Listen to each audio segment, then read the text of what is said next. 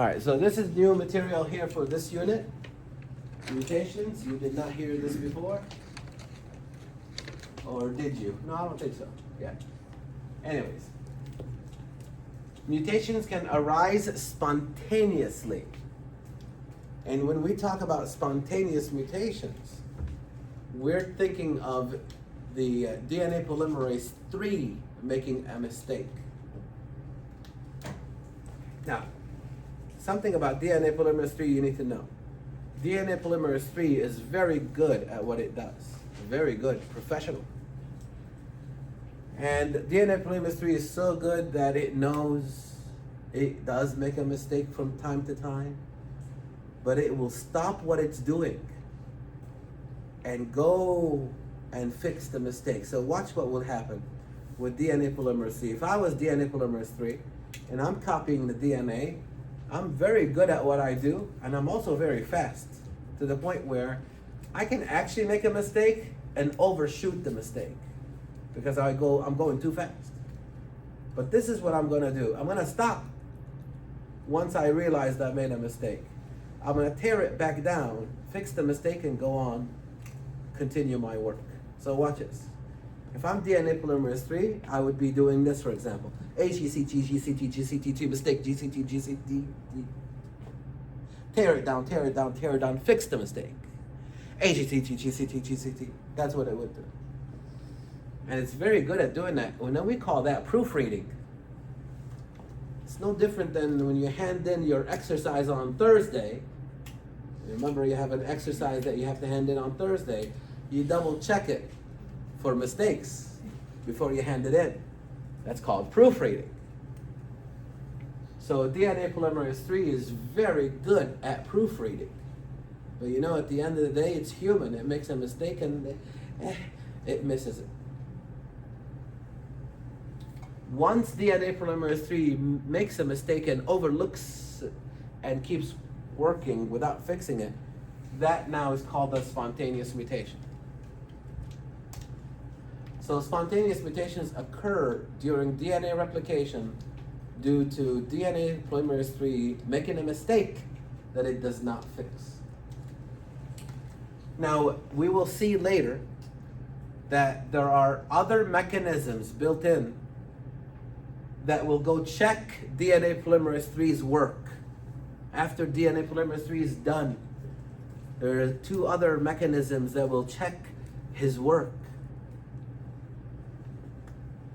And if he makes a mistake that he did not fix, they will fix it. Now, if DNA polymerase III makes a mistake and it does not fix, and the two mechanisms, I call them the supervisors, they don't catch the mistake, now you have a genetic mutation. What's the consequence of that? I don't know. It depends what the mutation is and which gene is involved, which tissue is involved, which organ is involved, and so forth. But you will have a mutation. Now, those are spontaneous. Can we induce a mutation? Yes. We can use chemicals to induce a mutation, to force a genetic mutation to occur. Now, obviously, any one of these you don't want to come in contact with without proper protection. And the one thing that stands out for me is this guy right here. I use this guy on a daily basis in my research there. And then when I go reaching for it, I'm gowned up. I gotta protect myself. This guy can bind in between my DNA and cause serious damage to me. And because I use it on a daily basis, I have to protect myself against it. The physical agents involve ionization, ionizing radiation or non-ionizing radiation. Ionizing radiation is what you would normally think of when you think of things like X-rays and gamma rays, radiation. These are powerful. And they're so powerful, they actually cause breaks in your DNA. They take your DNA and they break it. double-stranded breaks. Now, if you have one break in your DNA, maybe the cell will say, okay, don't do that again, I'll fix it for you. You have 2 breaks, okay, I'll fix those for you. You have 1,000 breaks, I give up. So that's the whole idea of when we talk about exposure. There are certain levels of exposure that you're okay with, that you'll be able to survive. Beyond that level, you're in danger. So ionizing radiation, it all depends, how much will it damage you? It all depends on the source. How radioactive is the source? How far are you from the source? How long are you standing in front of the source? The more radioactive it is, the closer you are, the longer you stay, the more damage you get, obviously.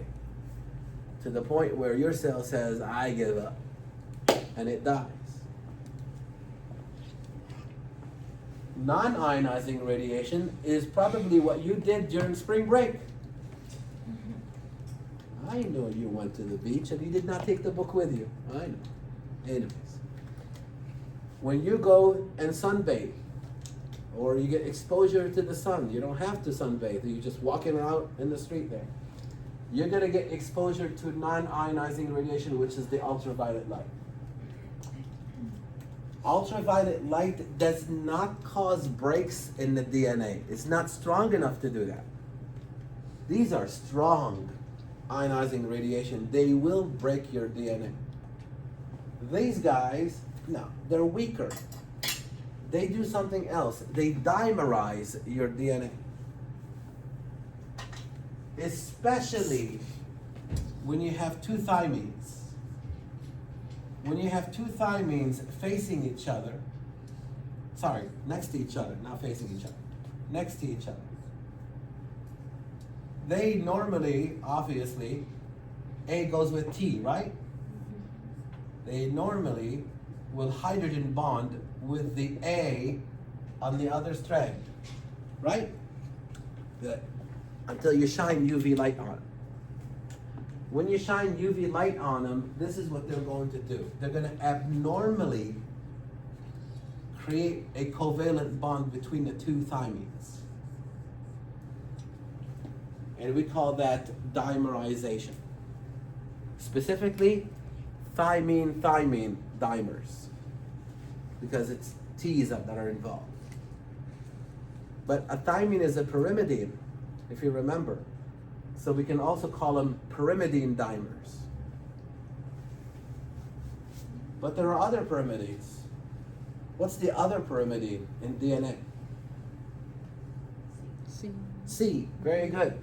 So you can have CC dimer. Or you can have CT dimer. Do you agree? But the most common one is the TT dimer.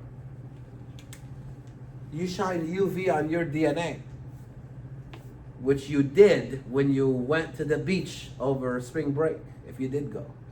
That's what you did. And next week we're gonna do that. We have a UV box. We're gonna put the bacteria in that UV box. That bacteria in the UV box is no different than you laying out on the beach, being exposed to the UV light. That UV light, when it reaches your DNA eventually, and it finds 2 T's right next to each other, there's a very good chance it will dimerize them. And that is not good. Because the next time DNA polymerase 3 goes through there to copy the DNA, or the next time RNA polymerase goes through there for transcription, he has no idea what this is. DNA polymerase 3 goes through here, what is that? Skip it. Or God knows what it will do with it. RNA polymerase 3, it'll come up here and it'll just get stuck.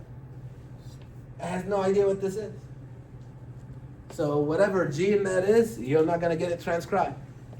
Whatever region that is, there's a very good chance you'll not get it copied. And if you do get it copied, it'll have a mutation. That's why people that go to the beach and lay out for too long, they have a higher chance of cancer, skin cancer. So non-ionizing radiation is weaker than ionizing radiation. Ionizing radiation breaks the DNA. How many breaks you end up with will determine whether or not you'll be able to even fix this damage. Non-ionizing radiation dimerizes the DNA like you see here. Abnormal thymine dimers or pyrimidine dimers. Now if you can fix it, you're fine. If you can't fix it, now you have a mutation.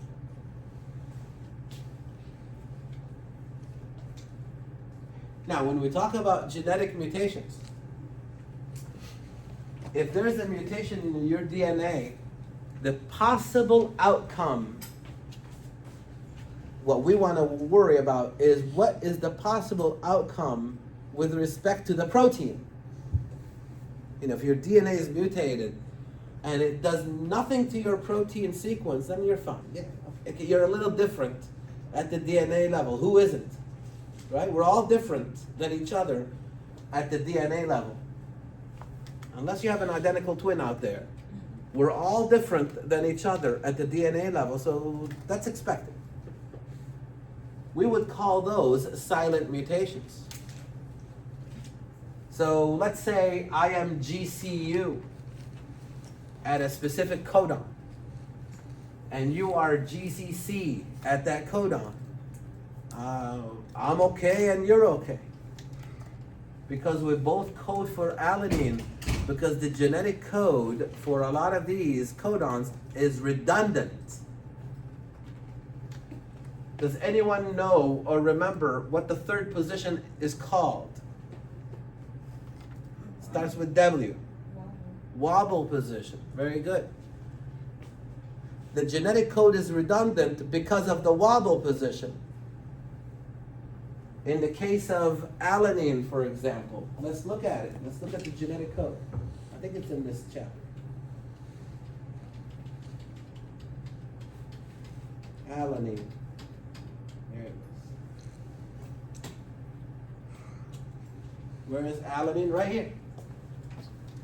GCU, alanine. GCC, alanine. GCA, GC, whatever.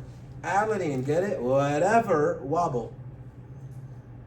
The third position is called the wobble position. In the case of alanine, in the case of threonine, in the case of proline, serine, UC, whatever, CC, whatever, AC, whatever. The whatever is the wobble position. And that's why the genetic code is redundant, because of the wobble position. And now, if I have DNA, for whatever reason, I have DNA that is GCC, yeah, and you have GCA, yeah, we're both fine. We're different than each other at the DNA level, but at the protein level, we're the same, and that's where it counts. Where it really counts is the protein. Is my protein the same as yours? If the answer is yes, then we're both fine. Even though you're different than me at the DNA level, that's fine. The differences at the DNA level allows me to identify who you are using DNA and who I am using DNA. But when it comes to the function of the protein, they're both doing the same function. They're not unless you have a missense mutation. Now look at what's happening. It's the first position that's changing. Oh, you're gonna have a mutation. Obviously a mutation at the DNA level, yeah, but also a mutation at the protein level. The protein sequence changed. And a lot of times when the protein sequence changes, the protein function also changes. This could be an example for like sickle cell anemia. Sickle cell anemia is one amino acid is different in the hemoglobin. That's it, just one amino acid. But it causes has a devastating effect. So a missense mutation is a change in the amino acid sequence. Okay, you have what's called a nonsense mutation.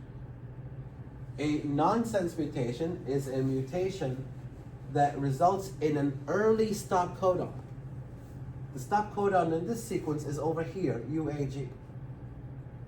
This guy here happens to have 3 A's, and one of the A's got mutated to a U. Well, UAA is a stop codon. So the ribosome here goes right through here, and it stops at this stop codon. But in this case, the ribosome goes here, and it stops here, early stop codon. So let's say this is catalase, yeah? This would be maybe half of a catalase. This one will work, yeah? This one, not work. You can't have a half a catalase. That doesn't work. So that's called a nonsense mutation, a mutation that introduces an early stop codon.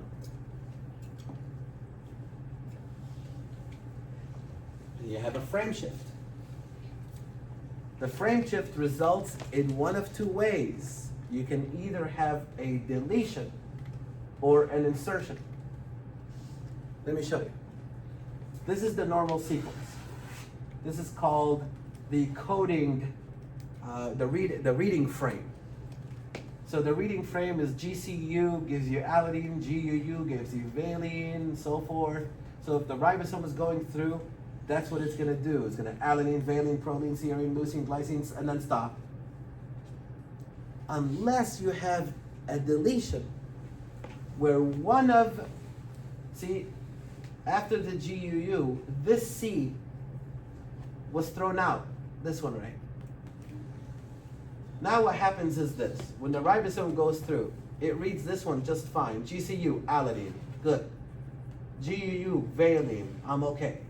And then when it goes here, it's supposed to read CCU, but this C was deleted.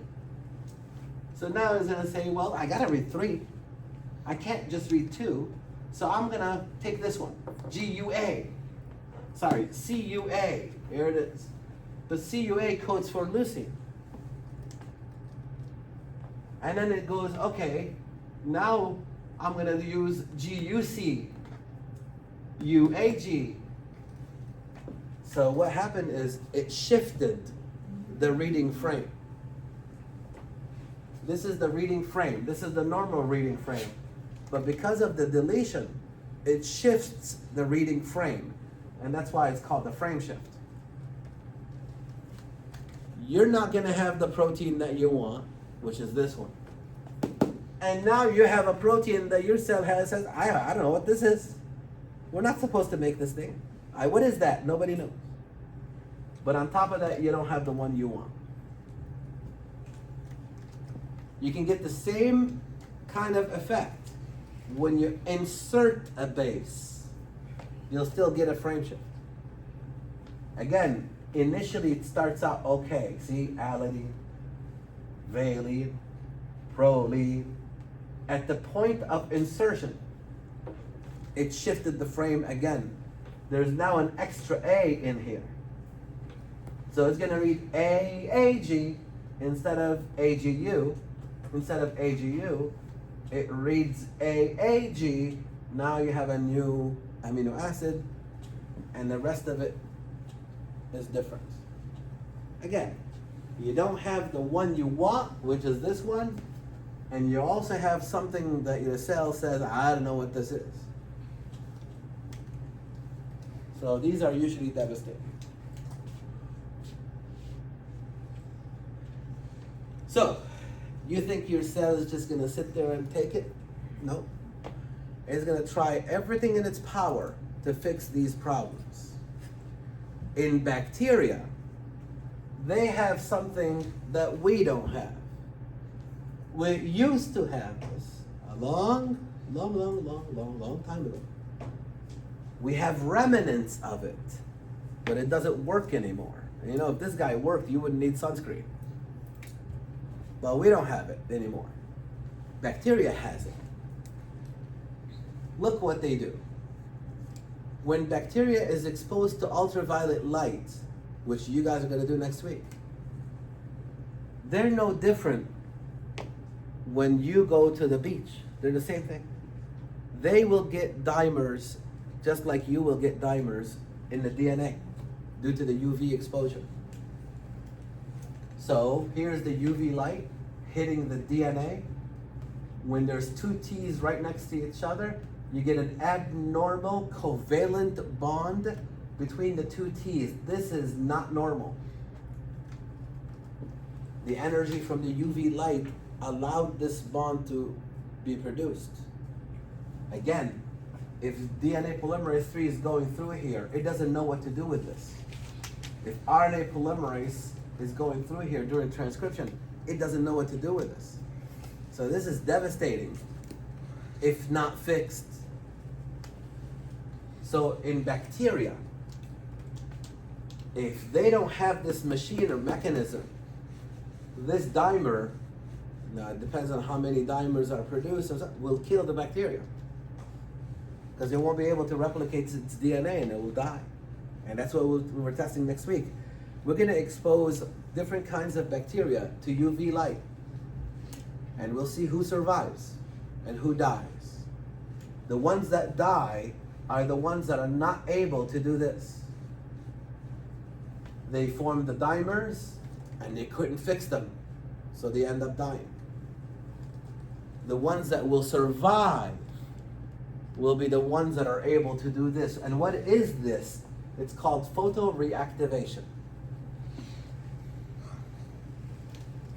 Exposure to the light induces the expression of an enzyme called photolyase. And it's photolyase that fixes this damage. Now watch. This is photolyase. Watch. Look what it's going to do. Notice I'm not going to change the nucleotide. I'm not. All I'm going to do is go to the board. Watch. Remove the abnormal dimer. This doesn't belong here. Okay, I'm done. Did I change out the nucleotide? Nope. So the photolyase is an enzyme produced by certain types of bacteria. Upon UV exposure, they get the dimers. The light induces the activation of the enzyme photolyase. The photolyase identifies the dimer and simply does this. Watch. Erases it. I did not change any nucleotides. I just removed the abnormal covalent bond. Yeah. Does it restore the hydrogen bond? Yes. That would happen automatically. Okay. You don't need an enzyme for that. They will automatically reform the hydrogen bonds. We don't have that. We don't have this mechanism. Okay. We have remnants of it because of evolution, and we'll all go back to the ancestral cell. So as soon as it does that, it restores the hydrogen. Yeah, everything is fine at this point. Yeah, it's kind of like exactly like you make a mistake on that exercise that you're heading in on Thursday, and you say, "Oh, that's not supposed to be there." You use your eraser and erase it. It's similar to that. You're just erasing the abnormal covalent bond. This goes by two names. It can either be called photoreactivation, like you see here, or you can also call it light repair. In your lab manual, I think I used the words light repair. In the soft chalk, obviously we use the word photoreactivation. Okay, what about for us? We have something called excision repair. By the way, bacteria has this one too. If we get dimers, excision repair will fix them. And excision repair will also fix mismatches. So you have a A and a G facing a C and a T. That's not normal. What does A supposed to be facing? What is it? T. And what about G? Yeah? So right away, that's a mismatch. Okay. you know, it took me a long, long time to draw this picture. And longer to figure out what symbols am I going to use. But I think I'm very proud of this picture. Watch this. You start out with an endonuclease. Oh, you need to know these enzymes. And you need to know what they're called and what they do and their order of appearance. An endonuclease is an enzyme that cuts DNA in the middle. Endo means I'm an enzyme that cuts in the middle of something. Well, what are you? You're a nuclease. I break or cut DNA in the middle. Watch this. If this was called an exonuclease, watch, it will cut from the edge. Do you see what I mean? It will chew like a Pac-Man from the edge, if you remember what Pac-Man is. But endonuclease cuts in the middle. And what is it breaking? The phosphodiester bond. So I decided to use scissors for that. And look at that. Here's an endonuclease cutting or breaking this phosphodiester bond. And another one here. So now you have the breaks. Do you see that? The endonuclease leaves. And then it says, it looks back and it goes, oh, the piece is still there. Why is the piece still there? What's holding it down? I cut the phosphodiester bonds. What's holding this piece still in place? See? Yeah, the hydrogen bonds. How many hydrogen bonds between A and T? 3. 2. How many hydrogen bonds between G and C? 3. 3. It's the hydrogen bonds that's holding it in place. Even though you cut the phosphodiester bonds, that piece of DNA is still sitting there. So who's going to come to the rescue? Helicase. You remember helicase from DNA replication? Helicase unzips the DNA by breaking down. Let me try it again. Helicase unzips the DNA by breaking which bond? The hydrogen bond. So helicase comes in. And helicase will go through and break the hydrogen bonds.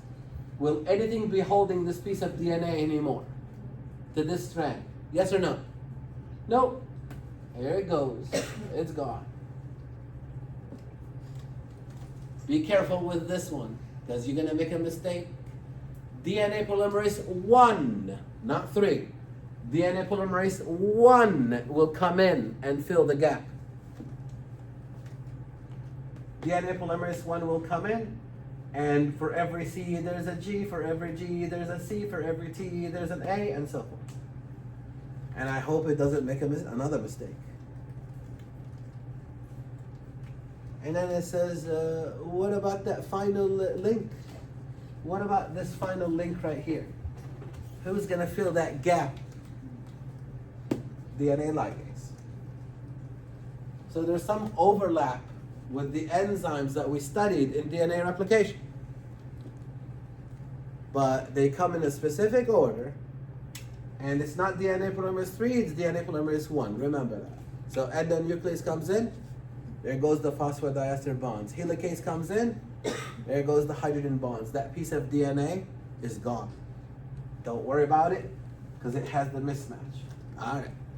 Then DNA polymerase 1 comes in and builds the new piece of DNA, hopefully correctly. The final enzyme is DNA ligase, and DNA ligase does what it does. It seals the gaps. Yeah? What's the difference between the polymerase 1 and 2? I mean 1 and 3. Why are we using it? They're two different enzymes, coded by different genes. Yeah. But they can both do the same thing as far as making the complex. But when it comes to this one, it's DNA polymerase 1 that comes in, not 3. DNA polymerase 3 is more for the replication of the entire DNA, not for fixing pieces of DNA. So that's called excision repair. There's another name for this. It's called dark repair. Excision repair is also called dark repair. So that when you read about it in your lab manual, you'll know that it's one and the same.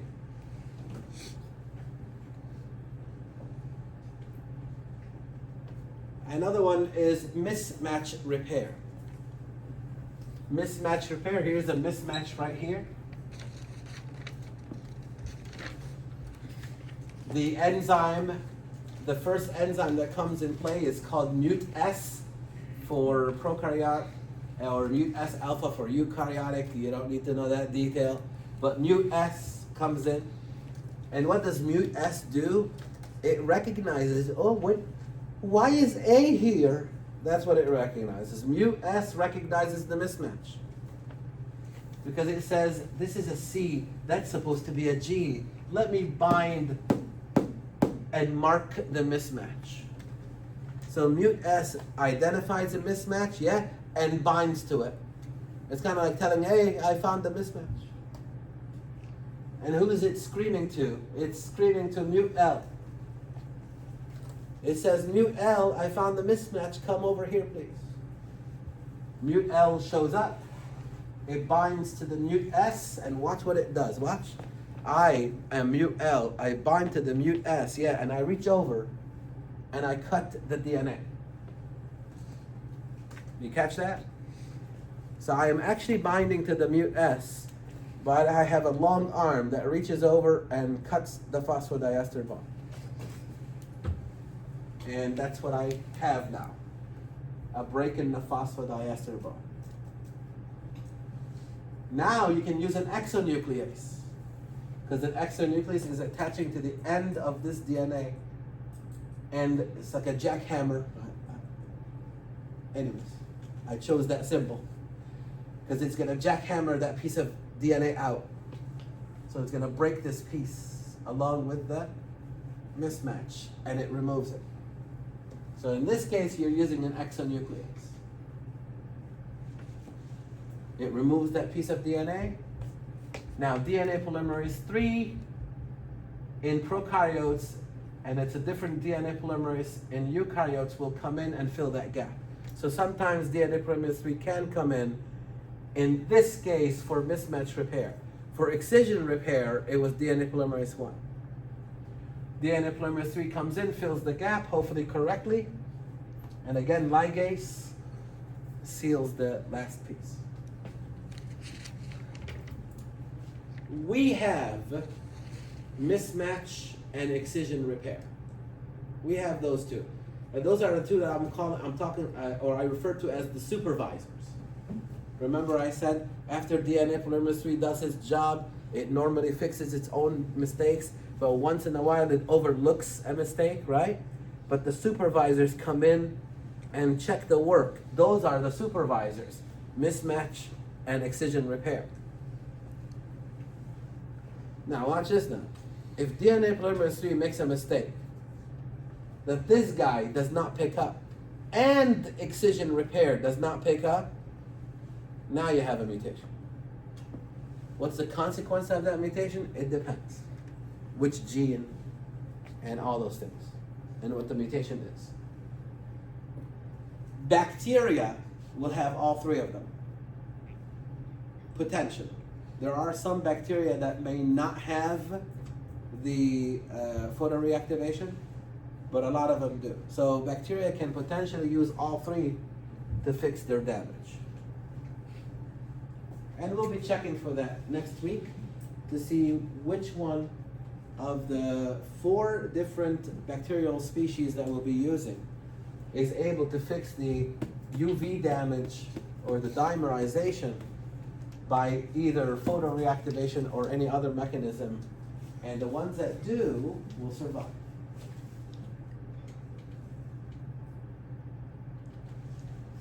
Okay.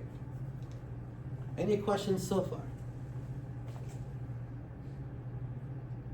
All right. The final slide for today is something called the Ames test. Obviously, this is named after a person, Dr. Ames. This one here is designed to test for whether or not a chemical is a mutagen.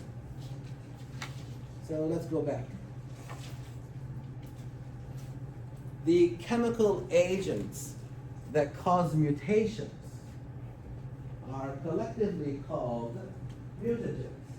Stay with me. The chemical agents that cause mutations are collectively called mutagens. The word mutagen is mutation causing or generating. Gen, to generate, kind of like Genesis, right? Mutagen is something that generates mutations or causes mutations. So these are all mutagens. Of course, so are these. But how do we find out if a chemical is a mutagen or not? There's a lab test for it, and it's called the Ames test. I wish we could do this, but there's no way you're going to do one of these. No way. You're touching something that's a mutagen in a classroom setting. No way. But it would, because you're going to hurt yourself, that's why. So we're not going to do that, but I wish we did. Now watch. You got to listen to this. This is a little tricky. You have a culture, a salmonella culture, that is histidine minus. What does that mean? Histidine is one of the 20 amino acids. No bacteria can survive without histidine. No way. And this one cannot make histidine. So you have to supplement the food. Watch this. This bacteria is not capable of making its own histidine. So left alone, it will die. But you want to culture it, so you have to put it in a media that has histidine. Then it will survive. Sounds good so far? So you'll have a tube of that. A histidine minus salmonella in a culture tube that has histidine in it because you want to grow it. All right. So this is something that I would give you. Here's your histidine minus culture with histidine in the media. Okay, so it can survive. Okay, now you're gonna take a sample of this and put it on this plate, and a sample and put it on this plate. What's the difference between these two plates? Very little. They're both the same. They're both histidine minus. This media does not have histidine, and neither does this one. They're both histidine minus. So you put your bacteria on there. What are you expecting to happen? Will they survive? No, they're gonna die because you have to give them histidine for them to survive. You see what I mean? And you put them on media that does not have histidine on purpose. Okay, so what is different between these two plates? Well, watch this. Everything is exactly the same. The only difference is that you're adding the chemical here that you are testing. Let's say, for example, the first person that tested ethidium bromide. How did they come up with the idea that ethidium bromide is a mutagen? They probably did something like this. They put ethidium bromide on this plate, but not on this plate. And everything else is the same. And they waited to see, will the ethidium bromide cause genetic mutations in the bacteria? Yeah? Watch this, that? To convert it to become histidine positive. That's the idea. There's a very good chance that if it is a mutagen, it will mutate the bacteria to become His plus, which means I can now make my own histidine and survive on this plate. You catching that? So, if you are using a chemical that is a mutagen, look what's gonna happen. You're gonna produce a lot of colonies, even though you don't have histidine in this plate. Why? Because the bacteria mutated. Because of the mutagen, it mutated and became His plus. It doesn't need your histidine anymore. It now can make its own. Meanwhile, looking at this plate, you only got 3 to grow. You have to, when you do this test, you gotta listen to this. You have to set up this plate at the same time you set up this plate. You cannot just do this plate alone. You can't. Because you have to compare it to something. How will you know that this is a mutagen only when you do this comparison. You have the chemical in this plate and no chemical in this plate, yeah? You have to look at the number of colonies. Look at it, 300 versus 3. You got a stimulation, a 100-fold stimulation. So the only way you can get that is if the chemical mutated the bacteria. So you're looking at the stimulation. You get a stimulation like this, you're gonna call this chemical a mutagen. Let's say we end up with 3 and 5, then it's not a mutagen. Now, how do you explain these 3?